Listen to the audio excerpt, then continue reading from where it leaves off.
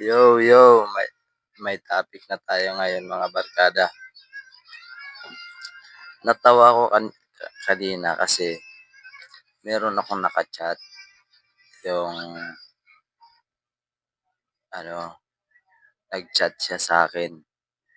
Tapos ano siya ang kulit, ang ano lang doon, akala ko pinsan ko kasi nga Tuba siya. Tuba yung apelyido niya. Kasi ang ano ko, Jeffrey Jamil Tuba. Pinsan namin yung mga Tuba sa side ng mama ko. Tapos nung nakachat ko na siya, akala ko inaano lang ako ng pinsan ko. Tapos meron siyang sinisend sa akin.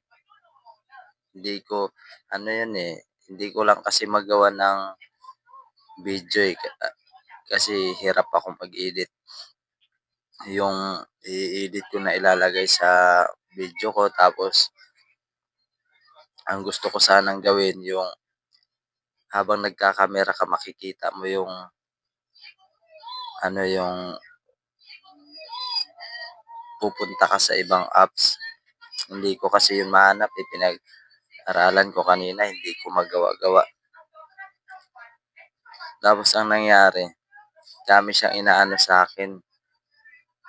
Sabi niya, tulungan ko daw siya na parang bumili ata sa kanya ng Apple Card yung inaano niya eh. Sinasabi niya sa akin eh. Doon ko na scammer siya. At saka akala ko kasi nung una, pinsan ko lang na niloloko ako.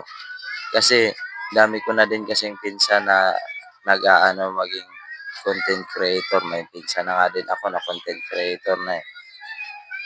Akala ko pinaprank lang ako, pero nung may hiningi na siya sa akin, tapos inaanuhan niya ako ng $250,000 ata o $250. Tapos yun na, sinabi ko na, $250,000 ata yun. Kasi nung inanuhan niya na ako ng ganun, doon ko na mas lalong naintindihan na scammer pala yun. Tapos doon na pinagtripan ko siya mga barkada. Sinabi ko sa kanya, ako yung tulungan niya kasi yung cellphone ko nakasanla. Sinabi ko yung cellphone ko iPhone. Sabi ko, bigyan niya ako ng $30,000 para makuha ko yung cellphone ko. Saka ko siya tutulungan. Sabi ko, kailangan ko ng pera. Tapos, ang dami na namin pinag-usapan. Siguro naisip niya na scammer siya, pero mukhang siya pa yung mai-scam. Kaya ang nangyari, hindi na siya tumuloy. Ay tumigil na siya. May mga chat ako doon na hindi niya na nare-replyan. Inano niya pa nga na sa WhatsApp na lang kami mag-chat. Ang dami ko na sinabi sa kanya doon na mga kalokohan. Sabi ko pa nga sa kanya na punta siya dito, ititira ko siya sa mansion. Hanggang yun, na ano lang ako, natawa lang ako, na bumilib lang din ako sa kanya kasi taga-ibang bansa siya eh.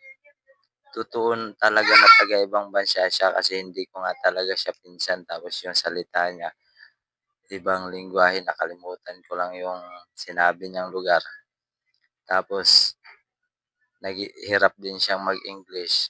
Pero, may mga, dun sa timeline niya mga barkada, yung may siya ron eh.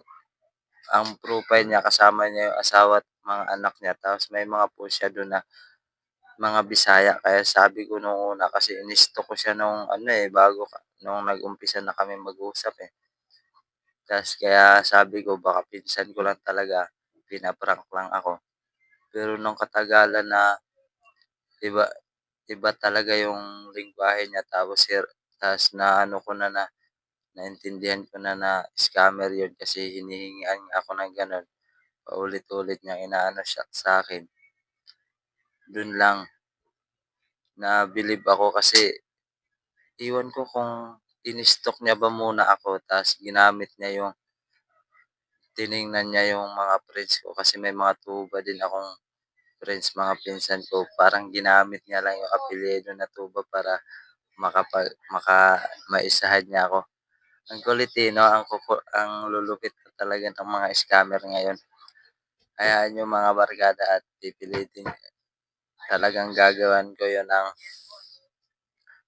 ng video para maipakita ko sa inyo yung conversation namin. O sige na mga barkada, ingat kayo palagi. God bless.